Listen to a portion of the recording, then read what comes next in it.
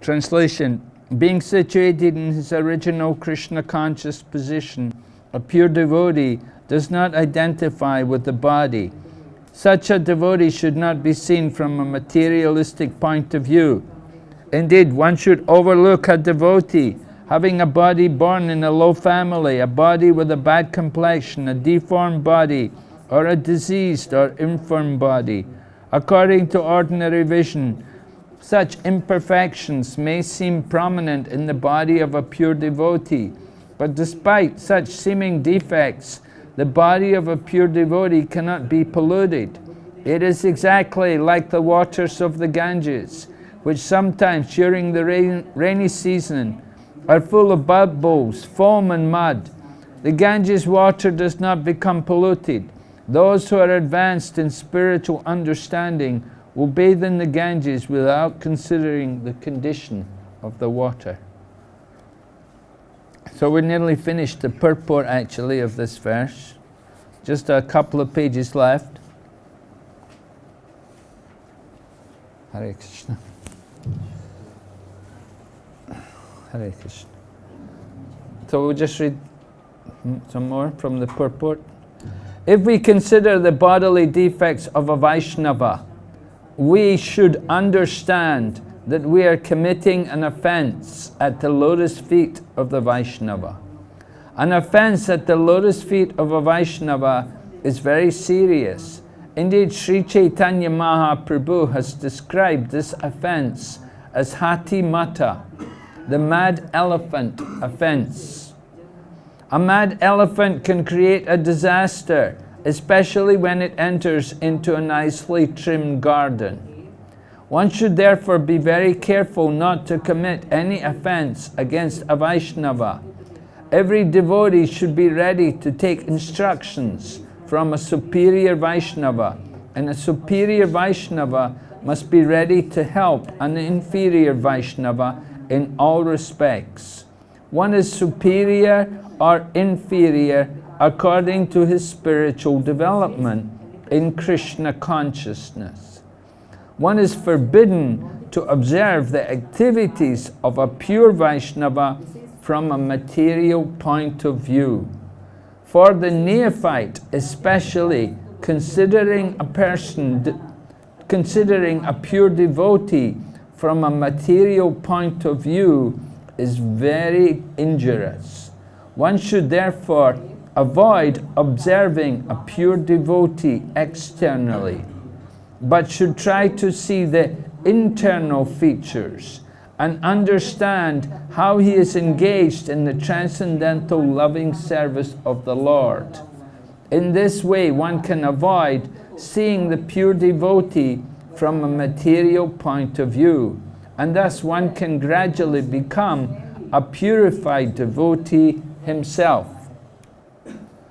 So Srila Prabhupada is elaborating on this point, how to view the devotee, that we do not view the external features of the devotee.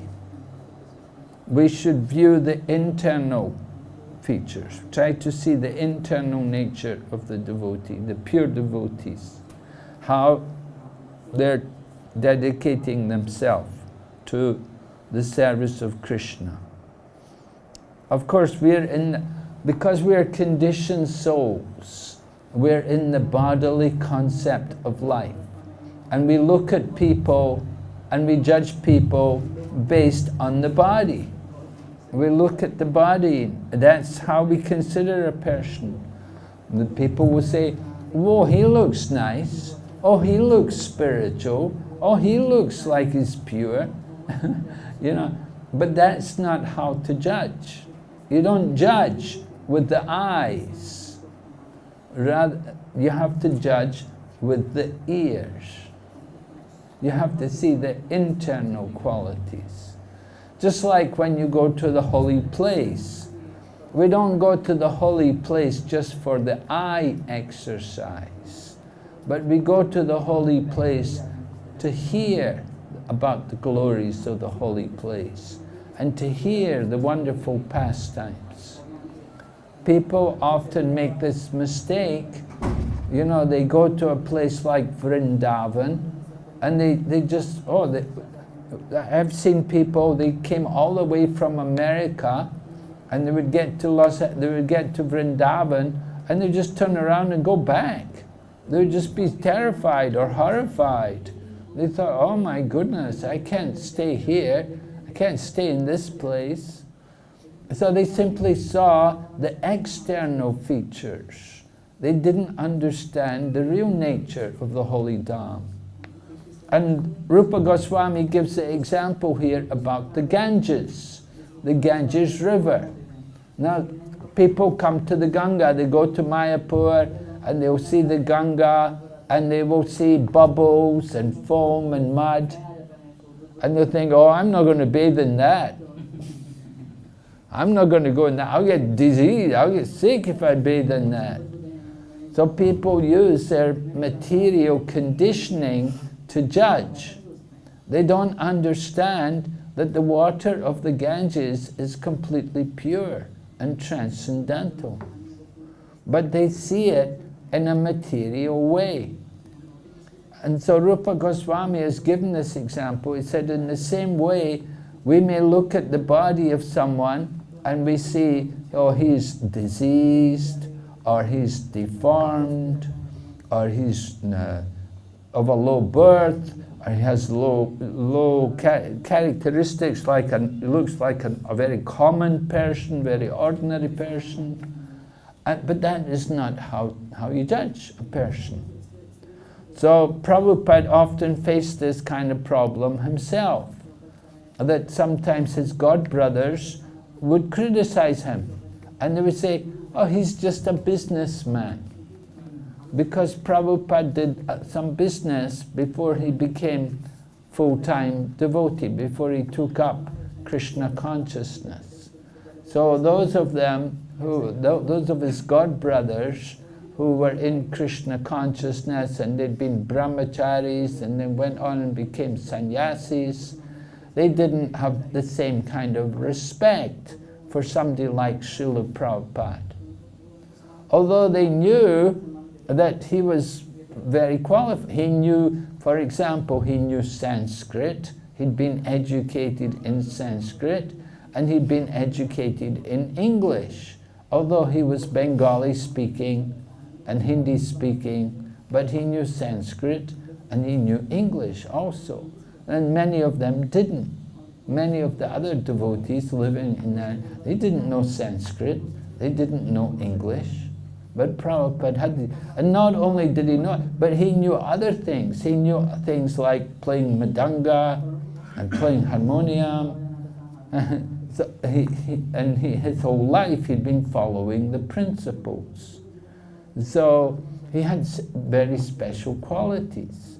But they simply thought, oh, he's a grihasta, oh, he had a wife, he had 5 children, he had his business, and they simply looked at the material side. They only saw the external features. They didn't see internally how he was devoted and how he was absorbed in Krishna consciousness. And just like Durvasa Muni looked at Maharaj Ambarish, and he was thinking, Maharaj Ambarish, he's just a king. He's just a king. And we know Lord Chaitanya didn't want even to associate with Maharaj Prataparudra, because for a sannyasi to associate with materialistic people like a king wasn't good. So Durvasa Muni was jealous of Maharaj Ambarish, and he tried to do harm to Maharaj Ambarish. Lord Chaitanya just was cautious about having public meeting with Maharaj Prataparudra. Although later on it did happen that Maharaj Prataparudra did get to meet with Lord Chaitanya Mahaprabhu, but still it was done in a very confidential way. It wasn't like everybody knew that this is the king. The king disguised himself like a common man. So Lord Chaitanya was cautious about association. At the same time, he recognized that he was a good devotee. But Durvasa Muni, he didn't like the fact that Ambarish Maharaj was being appreciated by the people as being a good devotee. So Durvasa Muni tried to do harm to Maharaj Ambarish. And that's why Durvasa Muni got problems. And he had to run. And he had to run all the way up to the spiritual world and go up to Lord Narayan and then come back and fall at the feet of Maharaj Ambarish to get forgiven. So that's the classic example of the mad elephant offense. You offend a devotee, it's very, very dangerous. So we should be very cautious, never judge devotees by external vision. Rather, we want to offer always our respects to the devotees. That's a nice thing to do. See always the faults in ourselves. Don't try to be seeing faults in other people. We say, be like the bee. Go for the honey, take the nectar from the flower. Don't be like the fly, which always goes to the source. So, finding faults with people, that is the business of the spiritual master. The spiritual master can find fault with the disciples. And Prabhupada used to say, because I am honeycomb with defects, therefore I see defects in others. And he used to quote Chanakya Pandit also, that Chanakya Pandit said it's the business of the spiritual teacher and the father to find the fault in the son, not to praise them. Find the fault, and that way you get more service. You push the son to do better, do better. But it's not the duty of everybody to find fault with everybody else. Certain people in that position, being the father or being the spiritual teacher, they can find the fault. But it's not everybody's job to find the fault with everybody else. So Srila Prabhupada was very concerned how people didn't always appreciate him. And of course, even his own family members, they didn't like that Prabhupada was doing all these things, all this preaching and traveling to foreign countries and becoming a spiritual master, becoming the founder and being honored with the Guru Puja and everything. His family members thought he's just an ordinary man. But they didn't see, they couldn't understand his internal commitment to Krishna consciousness. So sometimes even Prabhupada's godbrothers would they'd talk to the devotees, and they would tell devotees that your Guru Maharaj shouldn't have done this, he shouldn't have done that, and they would find fault with him. But Prabhupada trained the devotees. He said, if people come to you and tell you things about me, he said, you ask them. He said, you should ask them, how many miles have you traveled in the service of Krishna? How many books have you printed? How many disciples, how many people have you brought to Krishna consciousness? So Prabhupada actually wanted to point out the difference between himself and these other people who were criticizing him. It's like, and Prabhupada gives the example, he said, there may be pot marks on the moon, there may be some shadows there on the moon, but the moon is still very beautiful.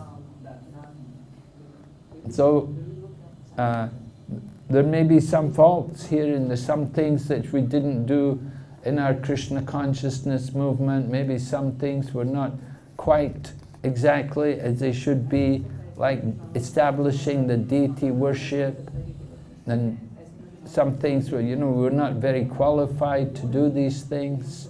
But Prabhupada somehow he gave the chance and he encouraged the devotees to do it and to pick up the standard, to pick up the standards to the proper level.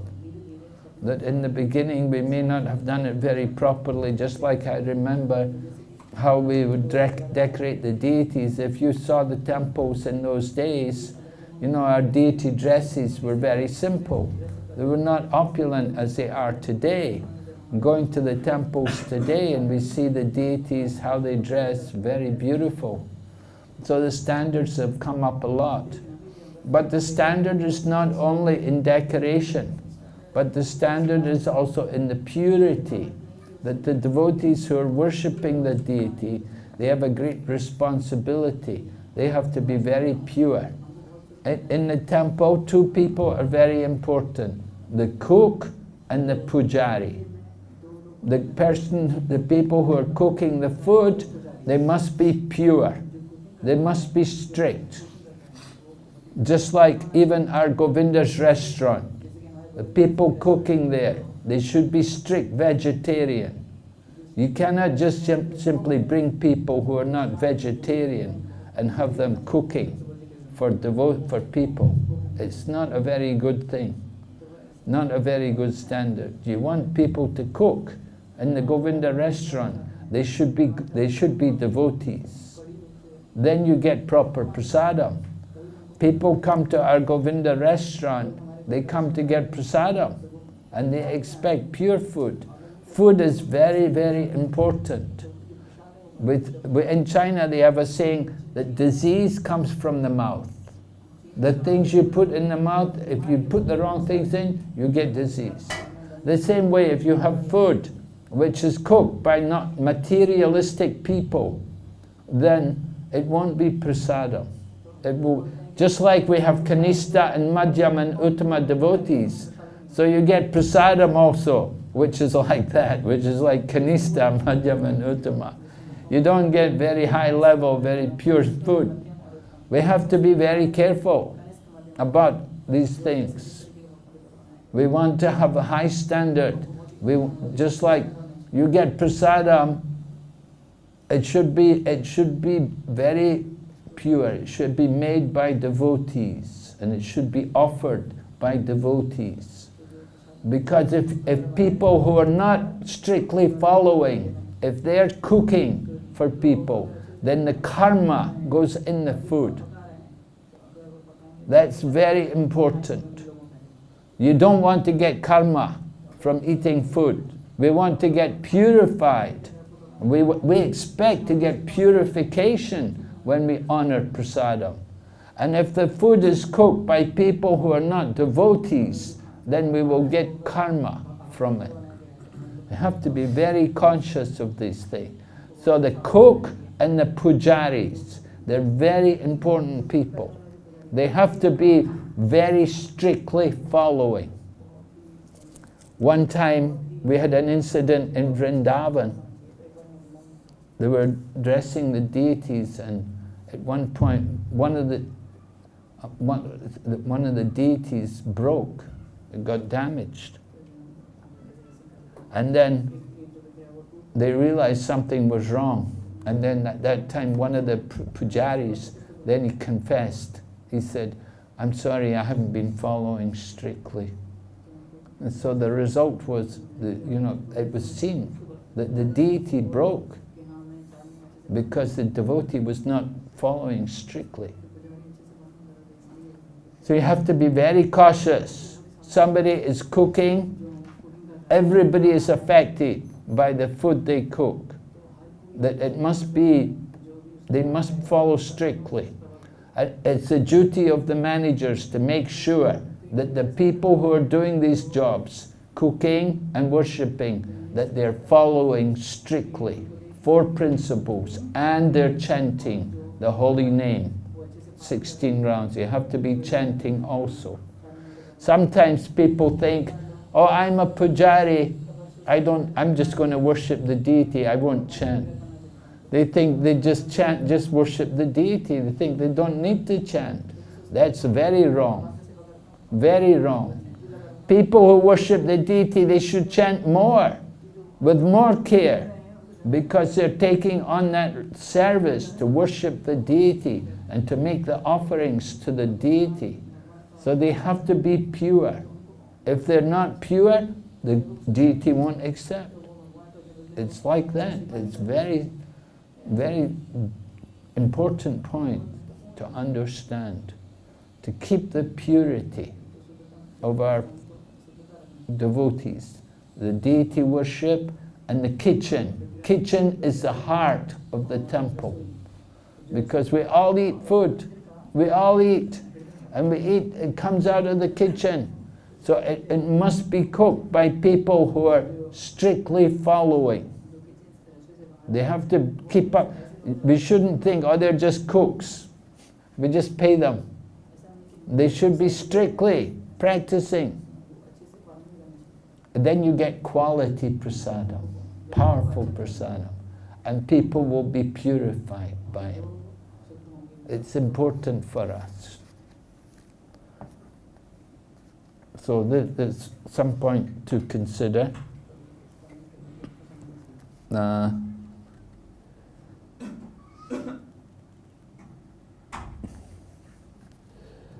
Then Prabhupada continues, those who think that Krishna consciousness is limited to a certain section of people, a certain section of devotees, or a certain tract of land, are generally prone to see the external feature of the devotee.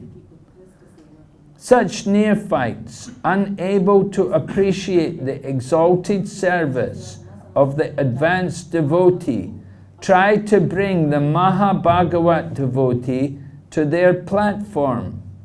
We experience such difficulty in propagating Krishna consciousness all over the world.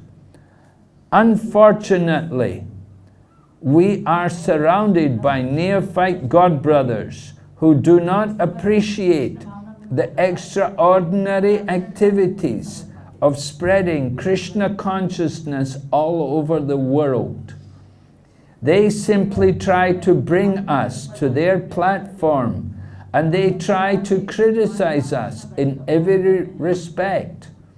We very much regret the naive activities and poor fund of knowledge. An empowered person who is actually engaged in the confidential service of the Lord should not be treated as an ordinary human being, for it is stated that unless one is empowered by Krishna, one cannot spread the Krishna consciousness movement all over the world. So it's stated in Chaitanya Charitamrita, Krishna Shakti Vininai Tara Pravartan. Kali Yuga Dharma Harinam Sankirtan, Krishna Shakti Vininahi Tara Pravartan. That the Dharma for the Kali Yuga is the chanting of the holy names, Krishna Sankirtan. But unless one is empowered with Krishna Shakti, one will not be able to propagate the holy name. And Prabhupada gives the example, he said, just like a lawyer, you may be involved in some legal proceedings, and you may hire a lawyer to represent you in the case. He says, so in the same way, Krishna Shakti Vininahi Tara Pravarta. Krishna empowers people to propagate the holy name. And Srila Prabhupada certainly had that empowerment. He must have been empowered to do all the things which he did, which were so extraordinary. When we hear about them, people hear about them, they just become astonished. It's just amazing. How Prabhupada at the age of 70 could go to America with no money, and he didn't know anybody, but he went there and somehow he got people and he started a worldwide organization. And he did it on his own, without any help. And he wrote the books, translated the books, he taught the devotees, everything. Didn't just teach them kirtan, he taught them cooking, he taught them cleanliness, he taught them etiquette, everything. It all came from Prabhupada. And Prabhupada, of course, was trained by his own father and his own spiritual master. So parampara, he connected us to the parampara. But sometimes people will think, well, oh, Bhaktivedanta Swami, he's not a Brahmana. He's not born in a Brahmana family. So he can't be a very great devotee. They think like that. They think because he wasn't born in a Brahmana family. So they're thinking again in terms of the birth. Or they're thinking, well, he's just some Bengali. He's just a Bengali from, you know, what does he know? You know, he's just an ordinary person. And they don't appreciate the extraordinary activities which he actually did. They want to minimize everything. They themselves can do nothing, but they look at, they criticize Prabhupada and they try to reduce it. Prabhupada gives an example about how one man was envious of the other man. The one man was telling the man, he said, my son has become a high court judge. So the man who was envious said, well, he may be a high court judge, but he's not getting the salary of a high court judge. So this is envy, you see. So in the same way people were envious of Prabhupada. They said, oh, Swamiji went to America, but look at the people he preached to. He just preached to these people. They were hippies, they were all useless people, they were all low-class people, uneducated, uncultured people. And he preached to them and somehow he influenced them and took them on. So he didn't really, in this way they minimize the preaching of Srila Prabhupada. They don't recognize what he actually did. And Prabhupada said, this is true with his own god brothers. His own god brothers would make this fault. They had this fault. They could not see the good that he was doing. And they said why he uses the name Prabhupada, that is the name of his Guru Maharaj. But many people use the name Prabhupada. Rupa Goswami Prabhupada, Sanatana Goswami Prabhupada. Many people took the name Prabhupada. It was customary. So Prabhupada also wanted to take the name Prabhupada. But Prabhupada actually never took the name. It was the disciples. We gave the name Prabhupada to Prabhupada. We gave him the name Prabhupada. And but you could say he allowed us. But Prabhupada himself, when his god brothers came and protested about it, they said, you've taken this name Prabhupada, this is the title of your Guru Maharaj, this is not good. But Prabhupada said, look, I haven't taken the name Prabhupada. And Prabhupada took out his letterhead and he showed them his own letterhead. It had A.C. Bhaktivedanta Swami. It didn't have Prabhupada. He said, I don't use the name Prabhupada. He said, my disciples use the name for me. And so, and this way then the god brothers, they said, okay. they accepted. But this kind of criticism went on, different criticisms. Oh, we allow women into our society. Prabhupada initiated women as well as men. And Gaudiya Math, they didn't have any women. They only had men. And they thought very strange to have all these women there and that. They criticized that. But Prabhupada explained, he said how in Western world, you can't separate the men and the women. Everywhere there's men and women. You can't separate them. Here in India, it's a bit different, you know.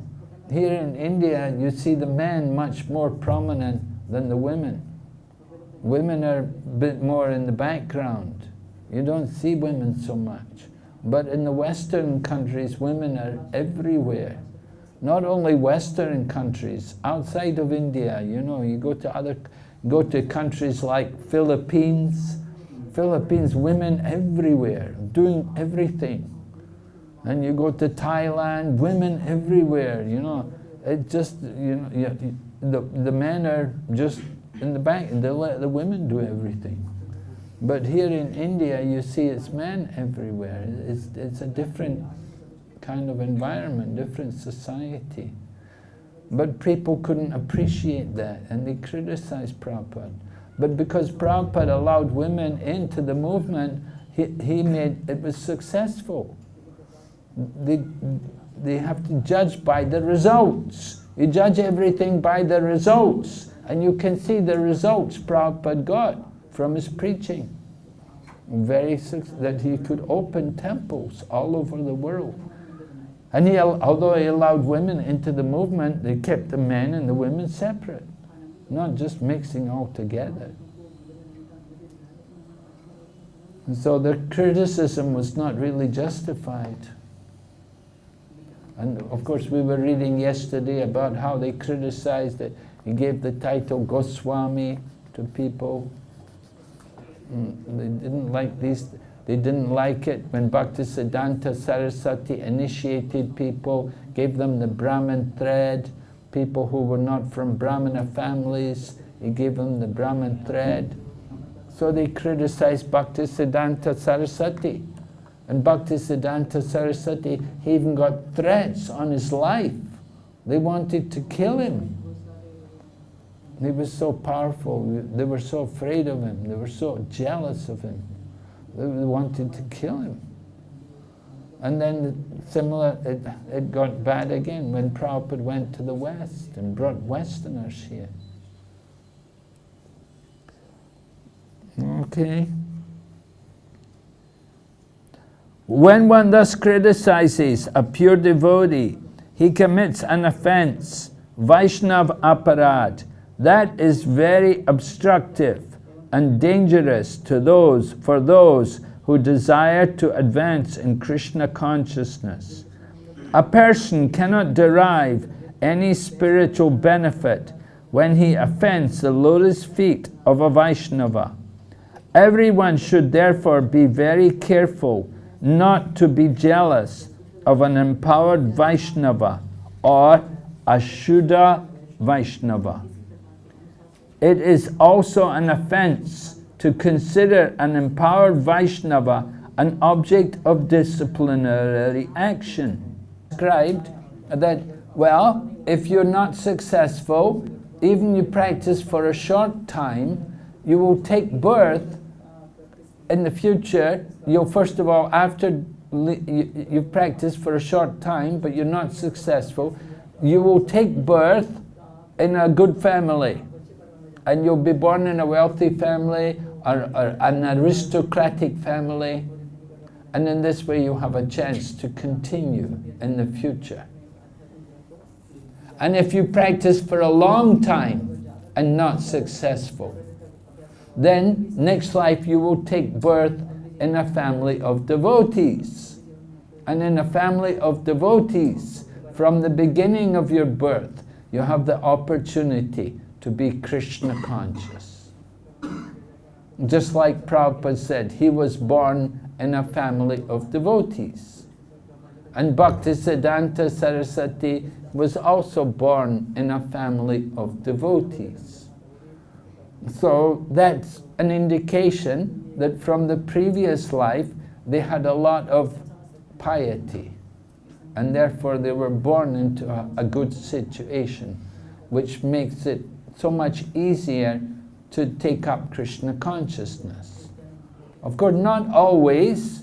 We see people born in devotee families, they don't become devotees. Even though the mother and father may be devotees, somehow when the children grow up, they don't worry about it, they don't think about it. And now Prabhupada had children himself. Prabhupada had 3 sons, and he used to bring them to the temple. But, you know, after they grew up, they didn't become much devoted. They didn't take a lot of interest in Krishna consciousness. But Prabhupada gave them a good education as children. He tried his best to give them Krishna consciousness. And so that's the benefit you get, you know? That even if you're not successful, they'll take birth in a very good family. And if they are successful, what benefit will they get? They'll go back to Godhead. They'll get free of birth and death. And how do you know that they will get this benefit? They'll just be so happy. They'll be so satisfied. They will feel so much peace of mind. And you look at other people in the material world, materialistic people, and you see how miserable they are. In their old age, they're miserable. In their married life, they're miserable. It's all misery from beginning to end because they're struggling with their mind and senses, trying to satisfy their mind and senses. They're never happy. So this way they suffer. But a devotee, we say whether he lives or dies, it doesn't matter. Look at the life of the devotee. They're chanting and dancing, they're happy, they're eating nice prasadam, we have nice feasts and festivals. And if we die, we'll take birth again in Krishna consciousness. We'll go on and serve Krishna some other place. So it doesn't matter for a devotee. But one who is not a devotee is living in hell. And when he dies, he will go to hell. So, who is right? Who's made the good choice? You think the karmi, the butcher, the meat eater, do you think they're happy because they eat meat? You think they're happy?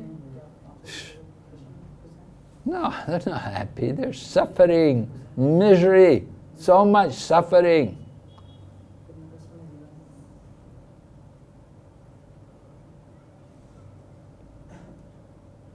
Yes, Prabhu.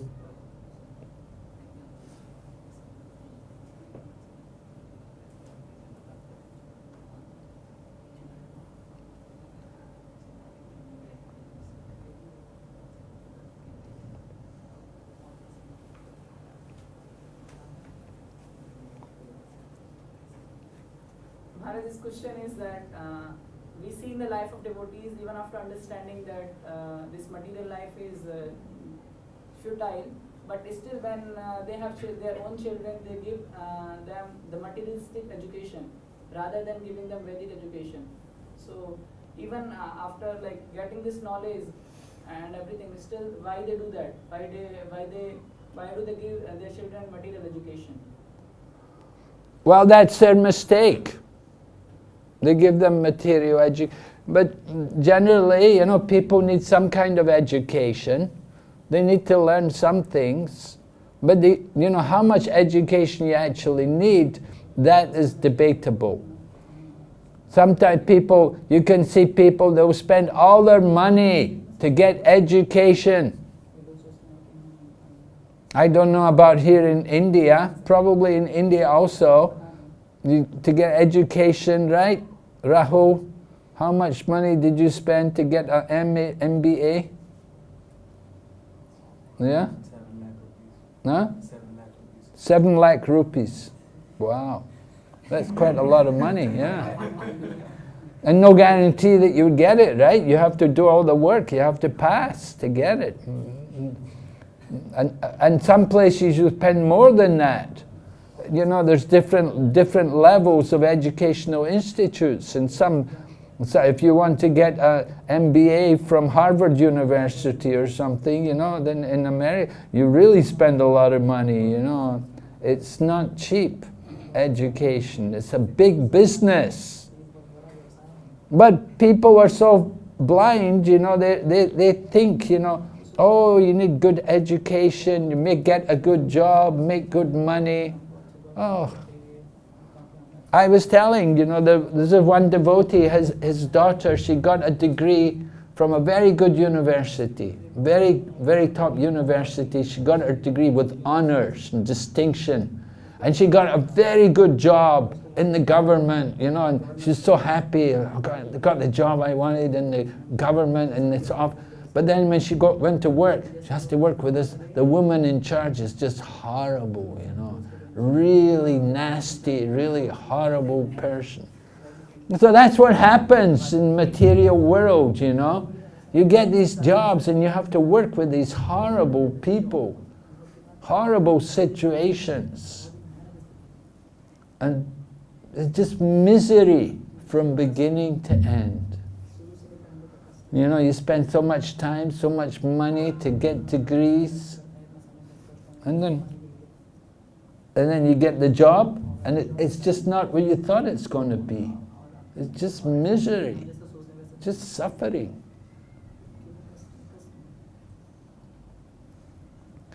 So material education just makes you more of an animal.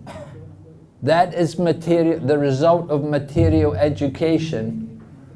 I remember when I was at college that they had a medical department, and they used to have a competition. Every Friday night they used to have the beer drinking contest. And every week it was always the medical students who won. They would drink the most beer every Friday. You know? And it was a big thing, you know, big event. You know, so many students would all come, the beer drinking contest. This is student life, you know, they're thinking, this is the culture, this is the life. And these people are going on to become doctors and so on like that. And drunkards. Drunkards. Actually, why they become drunkards? Because every day when they do the training in medical, they cut up dead bodies every day.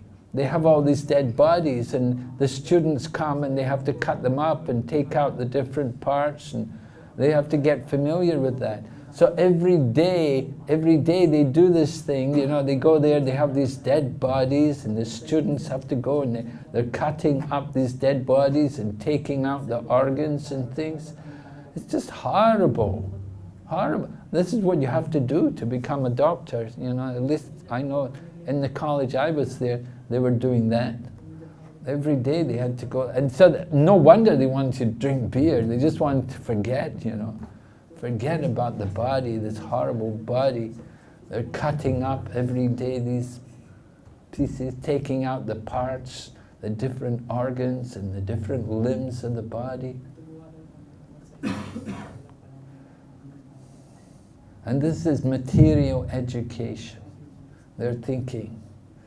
And they spend so much money.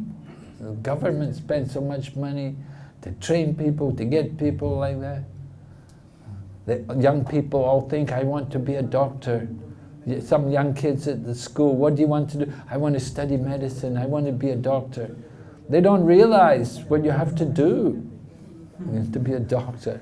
And they have to work all night often. They have to be there in the hospital the whole night. They have to, you know, no regulation, you've got to be there in the hospital in the night and take care of people coming there in the middle of the night. That is their life, you know. It's not very pleasant. But there people are thinking, no, doctor, that's a good job. They're thinking. Actually, it's like a butcher. You're like a butcher, cutting the body, cutting the parts. Yes, Prabhu? So Maharaj, this is, I have this question from long time, that we say that we shouldn't worship anyone in front of deities.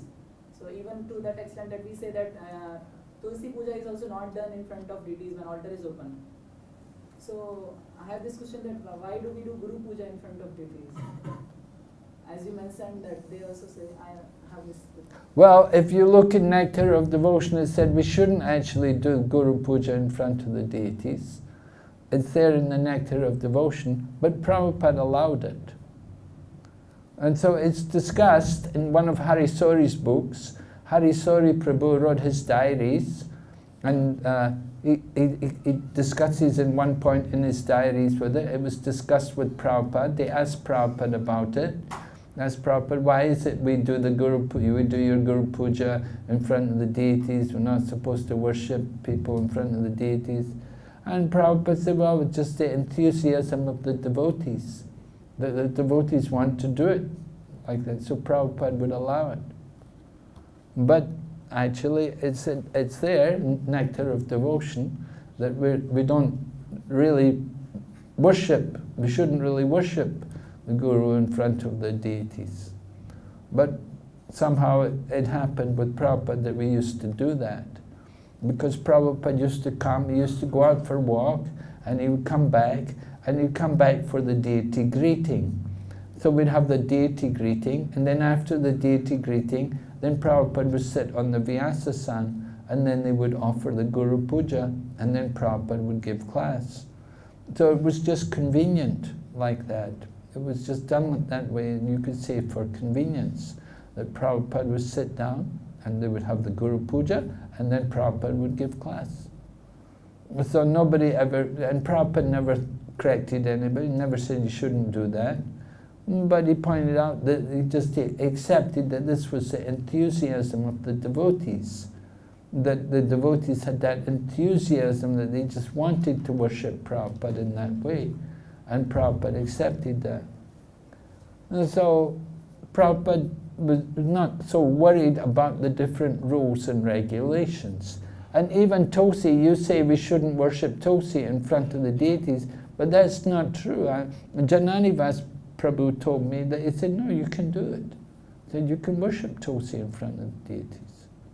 He said, I don't know why people have this understanding that we cannot worship Tulsi in front of the deities, but we can. You can do it. You don't have to close the curtains to worship Tulsi. That's what I heard from Jananivas Prabhu, who is a very senior brahmachari, and you know, he's an authority on deity worship. And he told me like that.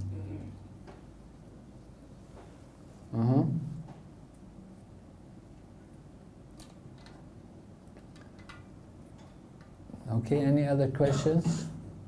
Yeah? No? Okay, 3 o'clock. I think I have to stop here.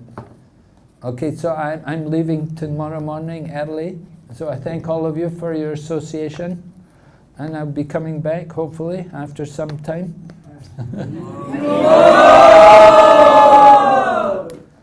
So be good. Right? Stay alive. Stay alive in Krishna consciousness. That's the important thing. Right? What does the son have to do to inherit the property of the father? The father is a rich man. The son wants to inherit the property of the father. What does he have to do? He has to stay alive, right? He has to stay alive. Don't die. And then when the father dies, then you get everything. So the same way, if we stay alive in Krishna consciousness, then very easily we can also get everything. The kingdom of God will become ours. Okay, thank you very much. Hare Krishna. Srila Prabhupada ki. We are very thankful for the association of Maharaj